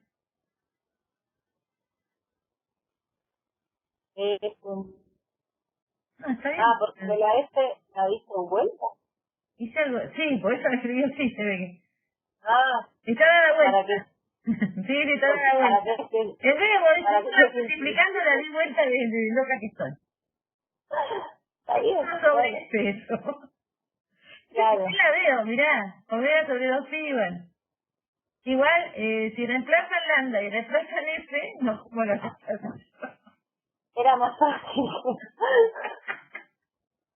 no, creo que si reemplazan lambda y reemplazan f, sale más fácil la cuenta, pero no importa. ¿Qué claro. motivo? Y bueno, bueno, igual la velocidad de propagación también se calcula como lambda por f o como omega sobre k, que de acuerdo a los análogos número de onda y frecuencia angular, y también es la velocidad de propagación, es la velocidad de la luz, que es 1 sobre la raíz de epsilon 0 0. O sea, todo eso es lo mismo, depende qué datos tenga lo que voy a usar. Claro, tal cual. Hay que leer el problema y ver qué tenemos y de ahí sale todo, porque por ahí te dicen que es una onda que se propaga en el vacío, entonces ya sabes cuánto vale C, sabes el producto de lambda por S y capaz que te dan la frecuencia y te preguntan cuánto vale lambda. O te dan el vector de onda y de ahí te dicen cuánto vale lambda, la frecuencia y demás y lo puedes sacar, porque conociendo la velocidad de propagación y el vector de onda sabes la frecuencia angular, con esa conoces la frecuencia, sacas el periodo, sacas todo lo que quieras. Y aparecen estas relaciones puestas ahí. Bien, y ahí cae un dibujito que muestra el espectro electromagnético, bien, que serían todas las ondas, no solo la luz. Cuando uno habla la luz y pretende englobar a todo el espectro electromagnético, ¿no? Cuando uno hace eso, porque Maxwell dijo, la luz es una onda, pero todo el espectro electromagnético es una onda electromagnética. Entonces, en este juego, la luz, para nosotros, sería, en el mejor de los casos, el rango del visible, que está acá. El infrarrojo prácticamente no lo vemos y el ultravioleta no lo vemos. Sería de un pedacito de rojo al violeta, o sea que del infrarrojo para frecuencias menores, o sea, longitudes de onda mayores, no las vemos, y de ultravioleta para frecuencias mayores o longitudes de onda menores, tampoco lo vemos. Fíjense en que si se propagan en un valor constante, aumentar la frecuencia implica decrecer la longitud de onda, y viceversa, ¿no? Aumentar la longitud de onda implica decrecer la frecuencia, y esto es lo que muestran acá los dibujitos, que intentan mostrar cómo son las longitudes de onda y abajo les muestran las frecuencias. Y les muestran distintas opciones, por ejemplo acá les dicen frecuencias muy bajas, acá por ejemplo están las ondas de radio, las de los celulares, los microondas, esto es la radiación generalmente de estufas, cosas que el cuerpo humano, el visible, que ahí sí sería la luz, ¿no es cierto? Tal cual. Lo específico, los rayos X y los rayos gamma que ya están relacionados más bien con la estructura atómica o nuclear de la materia. Bueno, y acá hay unas aclaraciones, porque vamos a ver algunas definiciones que por ahí las usamos después abiertamente aplicando las otras ideas y es por un abuso del lenguaje. Por ejemplo, con esta idea de que la luz era una onda, nosotros llamamos ondas monocromáticas aquellas que tienen una sola frecuencia. Es decir, las ondas que vimos en la filmina anterior es una onda monocromática, había una sola omega puesta ahí. Una sola frecuencia angular o una sola F. En general uno habla de monocromático cuando monocromático significa un único valor, aún en el caso de que no estemos hablando del visible, donde están definidos los colores. ¿Bien? O sea, lo extendemos la idea de monocromático a que tiene una única frecuencia a todo el espectro electromagnético, más allá de que sea o no perteneciente la frecuencia al visible.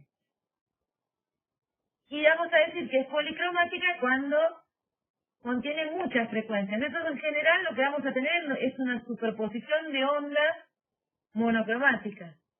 ¿Sí? Por ejemplo, la luz blanca, la del sol, si uno la hace pasar por un prisma o algún medio, ve la dispersión del arco iris y eso muestra las componentes de la luz solar que son monocromáticas, que corresponden a cada color.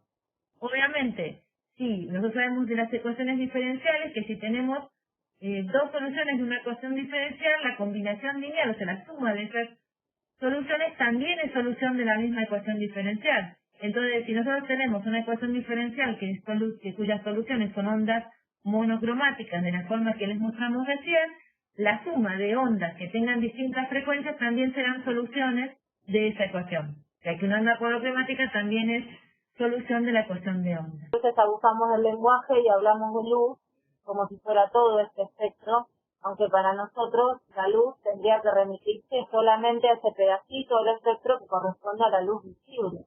Porque nosotros podemos ver solamente cuando hay luz. Lo que tenemos pegado a ese espectro, sobre todo la parte de la radiación infrarroja, nosotros tenemos otro sentido, ¿no? El sentido de percibir el calor, que nosotros podemos percibir calor, pero no lo podemos ver, no podemos ver esa radiación. Tenemos manera de percibirlo.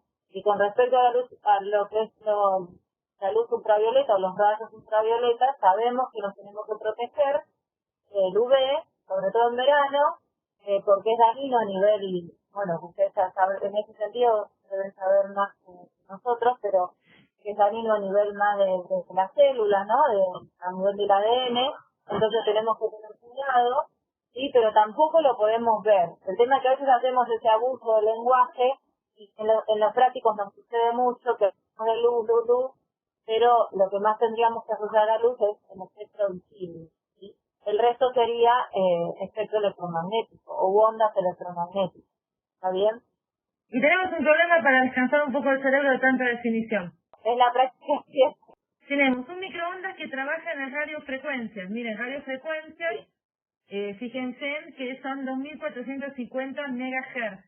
Las radiofrecuencias están en esta región. ¿Bien? Ahí está. En realidad claro.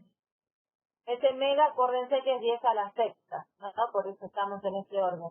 Lo dice igual allá abajo, mega, 10 a la sexta, pero bueno, por las dudas recordamos. Pero en realidad te da mega, pero te dio 2000 y pico, o sea, estás acá cerca de 10 a la novena, está en las ondas de microondas. Sí, tal cual. Está bien, porque dice microondas, dice.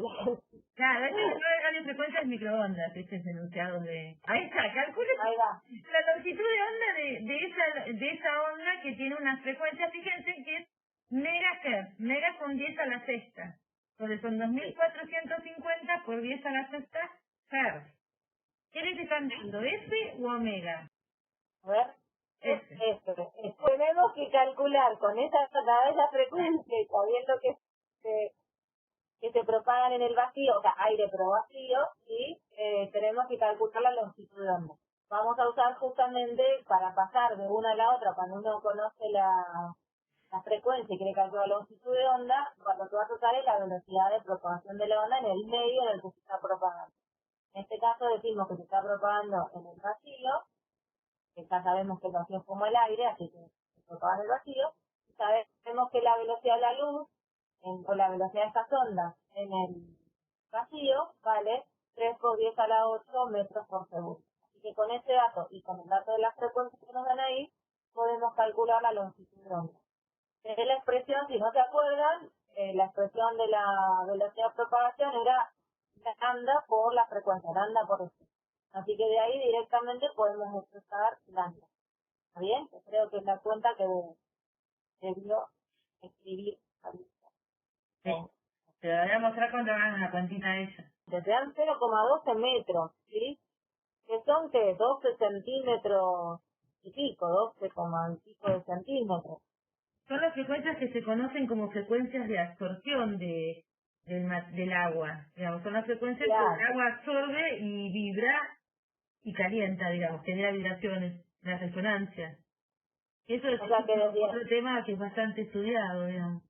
En esta parte de la materia, por ahí, los despejes matemáticos no son tan complicados, pero hay que tener cuidado en las unidades. Sí, todo tiene que ir al MKS siempre. Sí o sí. O leer en qué unidades está escritas las expresiones. Porque por ahí les dice donde el tiempo se mide y ahí tienen que usar el tiempo. Claro. La expresión fue para escribirlo así.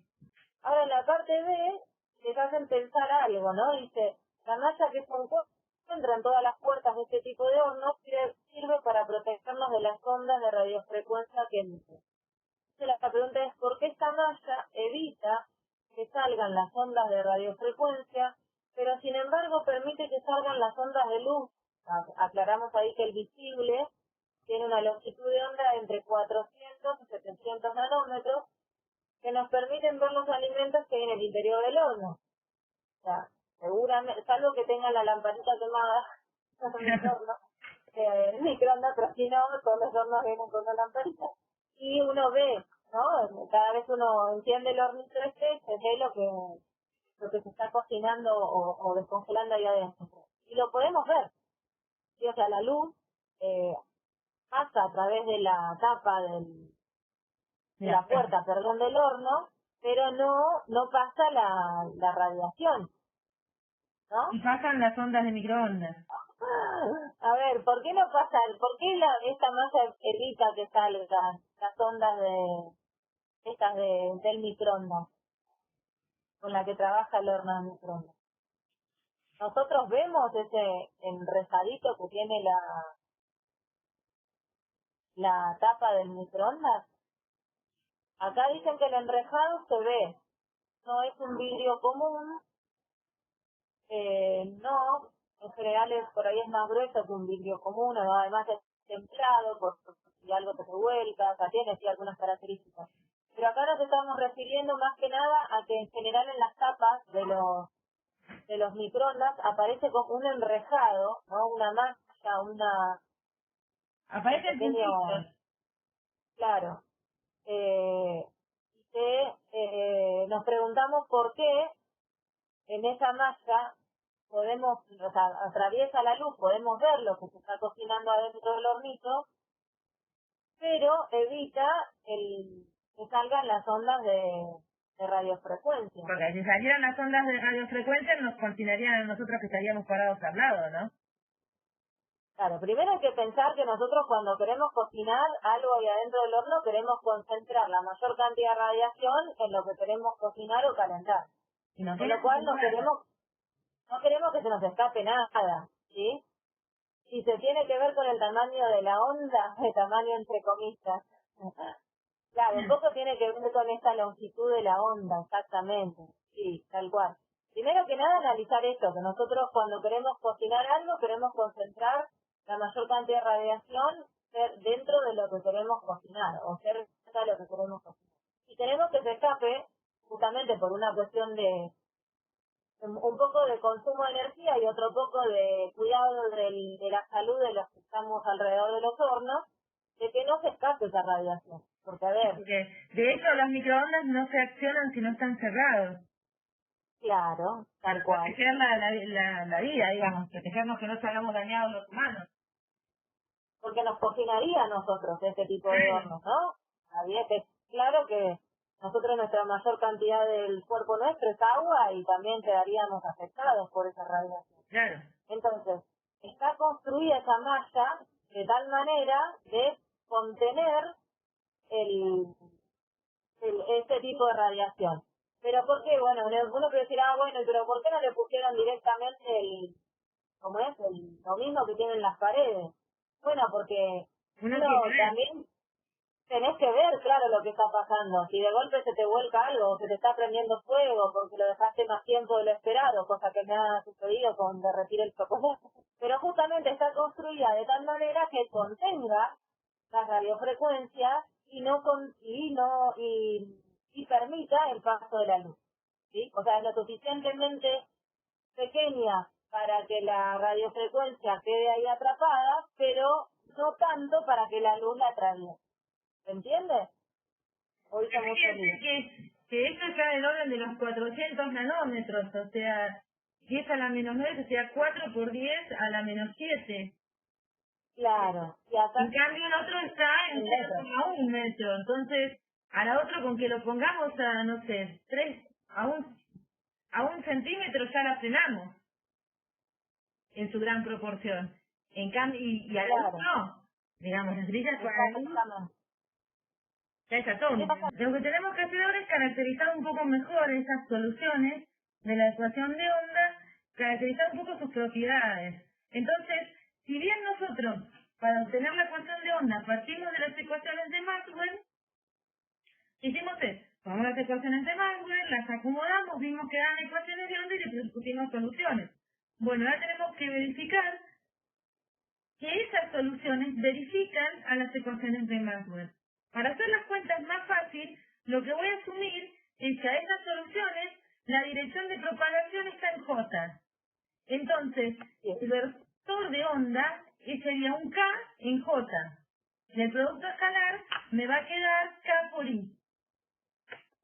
Bien, entonces fíjense que la parte del seno me queda acá resuelto el producto escalar, porque como K está en J, el producto escalar con el vector R me queda solamente la componente I.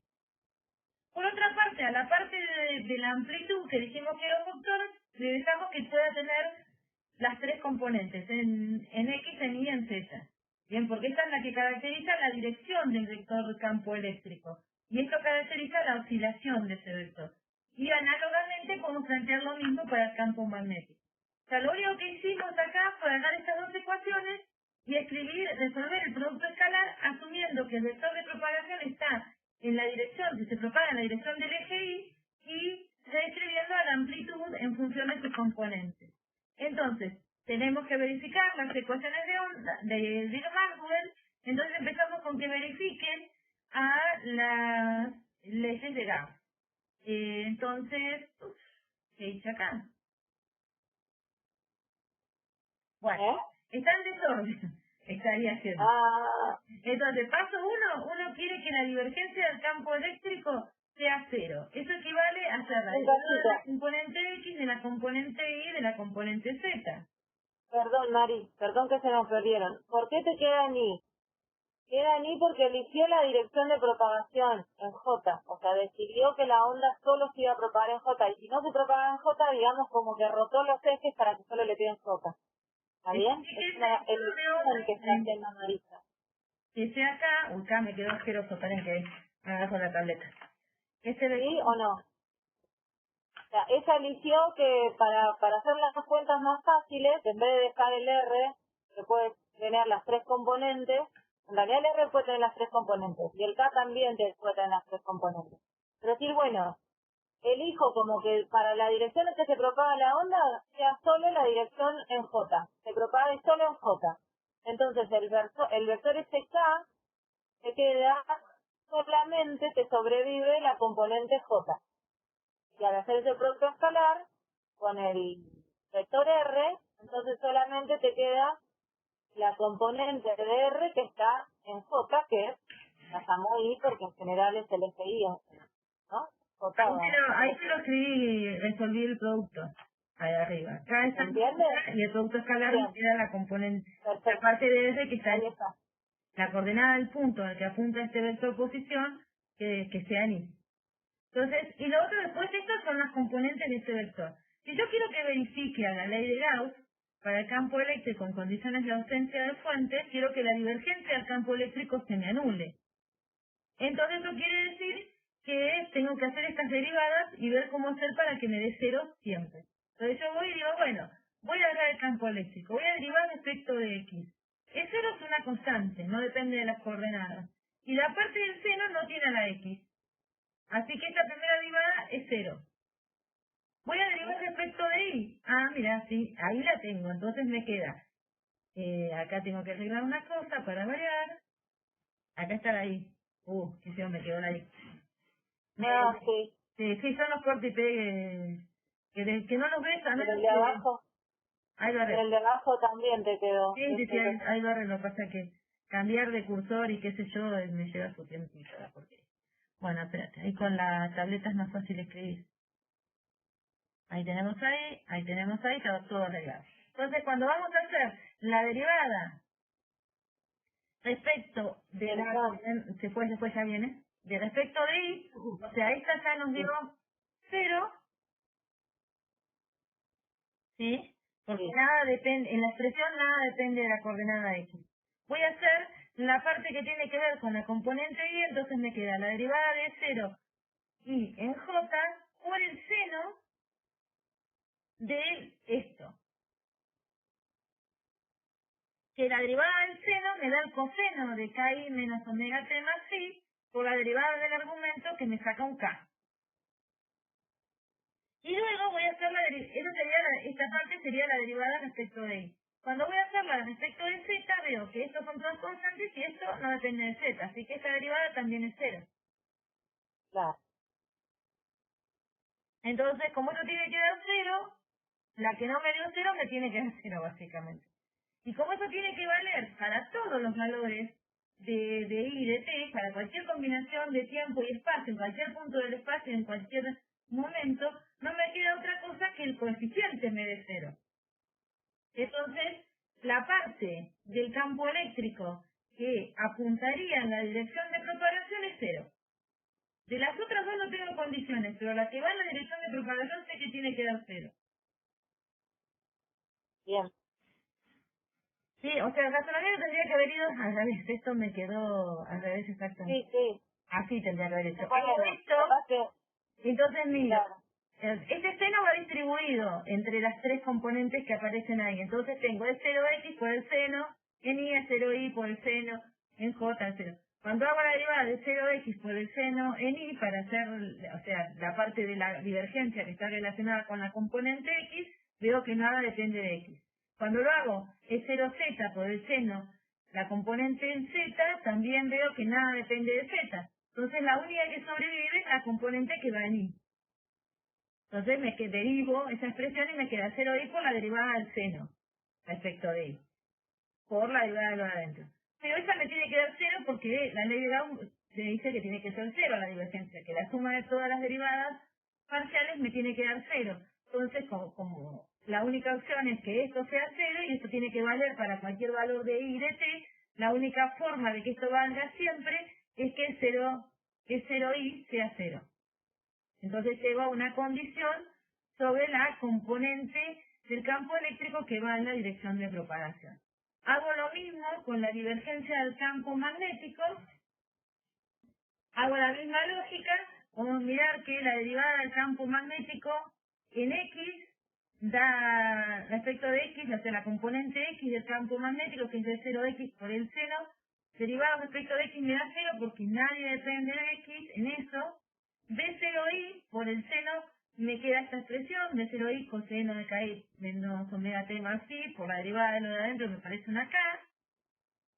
Y la última derivada, que es la de B0z por el seno de KI menos omega t más i, no depende de z, entonces me da 0. Entonces la única componente que sobrevive es la componente i, pero esa tiene que ser 0 por la ley de... O sea, la que sobrevive a calcular la divergencia muere por la ley de Gauss, que dice que la divergencia tiene que ser nula. Entonces, para toda combinación de o sea, en cualquier punto del espacio y en cualquier momento que midamos. Entonces, no importa si en un momento en particular lo es, tiene que ser siempre. Entonces, eso nos lleva a que la componente en y del campo magnético también sea 0, y eso nos dice que tanto el campo eléctrico como el magnético son perpendiculares al vector de propagación, al vector de onda. Bien, y a eso, cuando son perpendiculares, se denominan ondas transversales. ¿Ustedes qué otras ondas transversales conocen? En la que la oscilación sea perpendicular a la dirección de propagación. Porque acá lo que oscila es el campo eléctrico y el magnético. Por ahí no nos detuvimos mucho a pensar, pero las oscilaciones están dadas en el campo eléctrico y magnético por ese seno que aparece ahí, que es lo que determina que sea como una onda. Esto define las oscilaciones. Esta es la amplitud de la oscilación, esto define amplitud y dirección y esto del campo, y esto define la oscilación. Acá lo que oscilan son los campos, pero nos están diciendo que los campos oscilan perpendiculares a la dirección de propagación, porque no pueden tener oscilaciones en la dirección de propagación. ¿Qué otras ondas que cumplen esa condición de oscilar perpendiculares a la dirección en la que se propagan? El sonido justamente el sonido es una onda longitudinal. La vibración se da en la misma dirección que se propaga. Claro. La perturbación en el medio, en el aire. Está bueno que surja todo esto, porque vamos recuperando cada uno, que algunas de esas cosas necesitas después para pensar estos problemas. Una soga, claro, en la soga cuando uno la hace vibrar, es porque, ¿qué pasa con la soga? O con alguna porción de la soga. Se va moviendo, por ejemplo, qué sé yo, para arriba o para abajo, un pedacito de soga, pero la onda se propagará para adelante o para atrás dependiendo para dónde acciono, para dónde lo quiero mirar, ¿no? Claro, el pedacito de la soga que está cerca de tu mano no llega al otro extremo. Bien. Pero la perturbación que te hace, si lo hiciste subir y bajar, se extiende hasta el otro extremo, va siendo movida cada uno de los pedacitos de soga para arriba y para abajo. ¿Está bien? Entonces se propaga en la dirección que va la soga, pero la perturbación, o sea, la vibración se da perpendicular a la dirección, igualito que acá. En cambio, el sonido es al revés, el sonido, la propagación y la vibración se dan en la misma dirección. Tampoco llegan las partículas salvo que te escupan, tampoco llegan las partículas de aire de nuestra boca al oído de las personas, sino que es la vibración que nosotros generamos en la proximidad de nuestra boca por la vibración de las cuerdas vocales. Las partículas van vibrando y haciendo propagando esa vibración a las partículas vecinas hasta que esa alcanza al oído de otra persona. Y esa vibración se propaga en la dirección en la que, o sea, esa vibración ocurre en la dirección en la que se propaga. El sonido es no longitudinal y las vibraciones de una cuerda en general son transversales. Claro. Ahí me dices una ola de la... ¿Cómo? Tanto el sonido como las cuerdas, estas ondas necesitaron un medio material para moverse. ¿Qué opinan de la luz? ¿Necesita un medio material para moverse? ¿Qué dijimos de la propagación? Hablábamos de quién. El aire era como... Sí, o arriba dice, ¿no? Soluciones de ondas del vacío. Bien. No necesitas. Bien. Por eso, por ejemplo, algo que permite la vida en la Tierra es que, por ejemplo, la luz del sol no llega, porque no necesita un medio para llegar hasta acá. Claro, muy bien, si no veríamos la luz del sol. Claro, sin la luz tendríamos un problemita. Pero si llegara el sonido, si el sonido pudiera propagarse en el vacío, también tendríamos otro problemita, porque los sonidos producidos por las explosiones solares son terribles. Si esas perturbaciones pudieran llegar a la Tierra, nos estallan. Claro. Entonces, afortunadamente el sonido no llega. Tal cual. Y ahí me habían dicho como ejemplo de onda transversal la onda de la tribuna de la cancha. Esa sí. Y tal cual, esa es un típico, era el que les decía, que ahora no lo vemos porque, bueno, los partidos de fútbol están todos suspendidos, pero ese es el típico caso de una onda transversal, ¿sí? Donde las personas se paran o se sientan, la propagación se ve perpendicular, se ve en la otra, en el sentido del ¿cómo se dice? De los asientos, ¿sí? De la tribuna, ¿no? Para donde se mueven las personas, ¿está bien? Claro, porque no nos cambiamos de asiento para generar la onda. Claro, eso sería una longitudinal. Si nos cambiáramos de asiento y volvemos, sería una longitudinal, si vamos y venimos. Bueno, en la filmina anterior lo que vimos es que utilizar las soluciones de la ecuación de onda para el campo eléctrico y magnético, reemplazarlas en las ecuaciones de Maxwell que tienen que ver con las leyes de Gauss para el campo eléctrico y para el campo magnético, nos llevan a que las componentes paralelas a la dirección de propagación son cero, es decir, que los campos eléctrico y magnético son perpendiculares a la dirección de propagación. Habíamos elegido la dirección de propagación en la dirección J, con lo cual las expresiones para el campo eléctrico y magnético solamente van a tener componentes en las direcciones X y Z, como expresamos acá. Ahora tenemos que verificar que estas mismas componentes verifican las leyes de Faraday y de Ampère-Maxwell. Para eso, reemplazamos el campo eléctrico en la ley de Faraday y lo integramos para obtener el campo magnético. Entonces, acá tenemos escrita la ley de Faraday, despejamos el campo magnético como la integral del rotor del campo eléctrico en el tiempo. Y para escribir el rotor hacemos la cuenta con las componentes X y Z del campo eléctrico, con lo que nos queda las componentes en K y en I del campo magnético por la derivada. O sea, acá lo que estoy haciendo es resolver el rotor y me queda esta expresión. El rotor de la expresión del campo eléctrico que tengo arriba. Bueno, el siguiente paso es darme cuenta que las amplitudes no dependen del tiempo, así que lo saco de la integral. Yo puedo derivar respecto de de I al seno, con lo cual nos va a quedar el coseno, y va a aparecer un K, pero ese coseno lo tengo que integrar respecto del tiempo, con lo cual vuelvo a obtener un seno con un signo menos que se me va con el menos que tengo acá. Así que resolver esta integral me lleva a esta expresión para el campo magnético de la onda. Y resolver justamente esa integral no es otra cosa que verificar que mi campo eléctrico, qué relación debería tener con el campo magnético para verificar la ley de Faraday. Bueno, ahora que tengo una expresión del campo magnético, la puedo comparar con la expresión propuesta de la solución de la ecuación de onda y voy a obtener las siguientes relaciones. Que el campo eléctrico, si ustedes hacen el producto escalar entre este campo eléctrico y el campo magnético que acabamos de obtener como solución de la ecuación de Faraday, el producto escalar nos da 0, con lo cual la dirección del campo eléctrico tiene que ser perpendicular al campo magnético. Por otra parte, la fase que aparece acá no sumó ninguna constante, con lo cual cuando las comparo, esta es la fase que tenía el campo eléctrico y esta es la fase del campo magnético, la expresión de oscilatoria es la misma, entonces tienen la misma fase. Esto quiere decir que ambos están en máximo o ambos en mínimo al mismo tiempo. Entonces, no es necesario distinguir con la fase del campo eléctrico y la del magnético. Esto se dio acá, en el vacío, se da también en medios dieléctricos, pero no siempre es así. Así que aclarémoslo. No lo vamos a ver con casos en los que no lo sea. En general, para lo que vamos a resolver en la materia, van a estar en fase.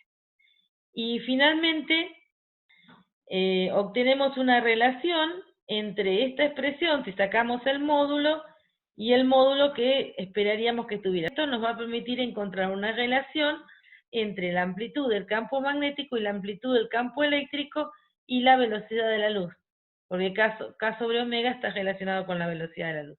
Es decir, que el campo eléctrico es mayor al campo magnético en amplitud en un factor que es igual a la velocidad de la luz. Bueno, entonces acá tenemos una onda. Hermosa esta onda. Claro, que trata de representar todo. Todo. Entonces tenemos una onda que se propaga en I, así que la dirección esta tendría que ser la dirección I.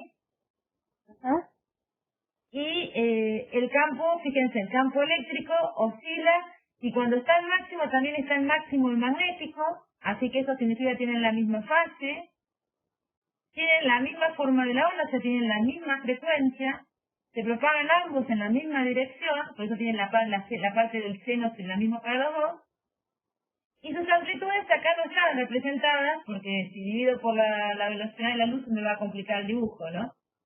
Pero claro, las relaciones entre esas amplitudes están relacionadas.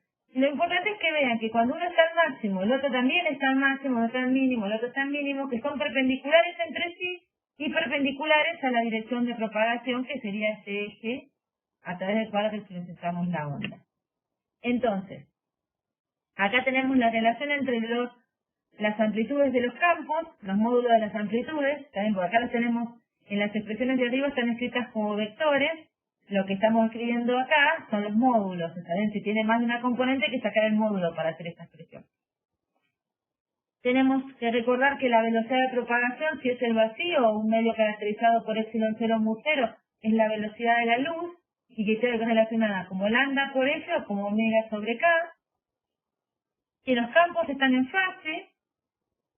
Este es el resumen, ¿no? Que los campos son perpendiculares entre sí, perpendiculares a la dirección de propagación o vector de onda. Y acá hay algo que nos faltó de definir, que es la dirección de polarización. Que se llama dirección de polarización a la dirección del campo eléctrico. Fíjense en que acá en el sentido no hablamos tanto, hablamos de la dirección, porque el campo eléctrico oscila, y si uno dibuja, fíjense que acá oscila, tiene sentido hacia arriba y acá tiene sentido hacia abajo. Esto sería, acá estaríamos, suponete, si este sí, esta es X, E estaría en K, en este dibujito. Si dibujara ejes, ¿no es cierto? Sí. Bueno, entonces, la dirección de polarización es la dirección del campo eléctrico. Y preguntamos por qué. Porque acuérdense que el campo eléctrico era el que polarizaba los dieléctricos. O sea, los polieléctricos quedaban polarizados en la dirección del campo eléctrico. Así que uno llama dirección de polarización justamente porque polariza en esa dirección los materiales dieléctricos. Claro. Así que la dirección del campo eléctrico, cuando dicen, bueno, tiene una dirección de polarización en J, bueno, acá no puede porque se propaga en J, en K, entonces está diciendo que el campo eléctrico está sobre la dirección K. Y eso automáticamente les deja definir que el campo magnético se queda con la dirección que ni es la de propagación ni la del campo eléctrico. Y nos queda contestarnos una pregunta que es ¿por qué son ondas planas? ¿Ya? ¿Por qué será? Sí. Un detalle de ese esquema es que eso está sacado otra vez tipo foto, ¿no? A un tiempo determinado. Claro, sí, porque están en coordenadas espaciales. ¿Sí? Así que cuidado eso por las dudas. Uno siempre lo dibuja en un tiempo determinado. Bueno, ¿y por qué serán ondas planas? ¿Por qué se llamarán así? Porque yo les dije, las soluciones son ondas planas, después les digo qué significa, seguimos viaje. Claro. Porque tienen una sola componente, dicen. No, no, pregunto. Si yo les tiro un poco los S acá, yo dije, bueno, esto debe ser Z y esto debe ser X, pero si los roto un poquito, le pongo componentes a X y a Y, no sé, si yo pongo X medio más torcidos, ¿no es cierto? No. Fíjense, si yo fijo la coordenada Y, que está en la dirección, la coordenada Y está en la dirección de propagación, pongo un I constante.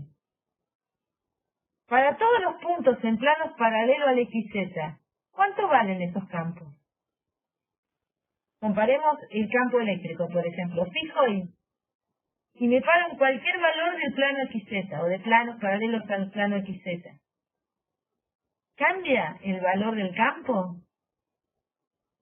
Porque esto sería un punto, ¿no? Acá estaríamos mirando parados sobre esta línea lo que le pasa, pero el campo está en todo el espacio, así que yo me podría parar acá al costadito, por ejemplo, y ver qué pasa.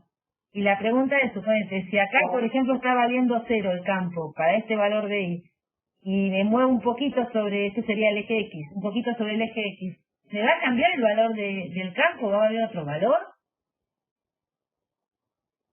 No, porque yo pongo ahí el valor de Y, que sería 0, y me queda en 0, puede ser más o menos omega t más I. O sea que para cualquier punto en un plano perpendicular a la dirección de propagación, en este caso planos paralelos a la dirección XZ, yo tengo el mismo valor de campo. Entonces corto con un plano en la dirección de propagación y sobre ese plano tengo el mismo valor de campo eléctrico y el mismo valor de campo magnético. Entonces eso que se me viene, ese campo que se viene como todo un plano. Lo que se llama frente de onda es el campo hacia mí, digamos. Yo estoy parada ahí y lo estoy recibiendo. Entonces ese frente de onda que viene hacia mí es un plano. Entonces son ondas planas. Y atrás de eso, los que van llegando son siempre planos. O sea, el plano completo donde el valor del campo vale lo mismo. De ambos campos vale lo mismo. Sí, tenemos. Buenísimo, tenemos así. Creo que es lo último. Sí, vamos. Las diferencias entre una onda de radio y una onda de sonido.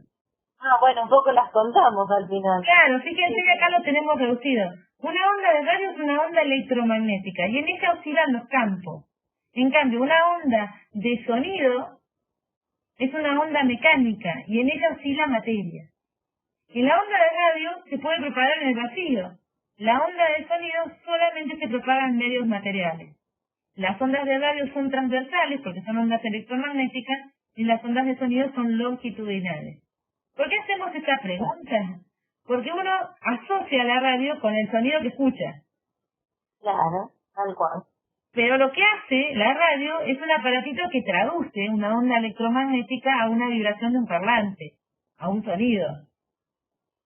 ¿Bien? O sea, está como recibiendo la información en forma de onda electromagnética y la pasa en forma de una vibración de un parlante que produce un sonido.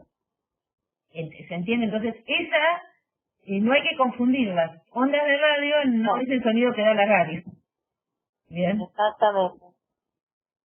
Son un tipo de ondas electromagnéticas.